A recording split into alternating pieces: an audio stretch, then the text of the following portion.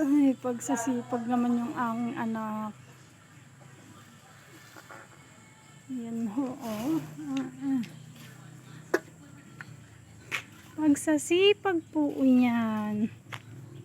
Iniipon niya yung pinagmaweran. Sipag mo. Ano? Ano nakain mo? Kasi may bayad. Kaya pala. Kaya ka pala masipag. Nakita-kita nagwawalis ka na. Sino magbabayad sa'yo? Si Inoy. Kaya... Sabi niya, kung ilan, sabi ko, kung ilan naipon ko, ayun yung kabayad mo ha? Sige. Pumayag. Siya ang magbabayad. Magkano kaya ipon mo? 110 pa. Kailangan maging 104 at 160. Magkano ibabayad ng inay? 110 yun ah.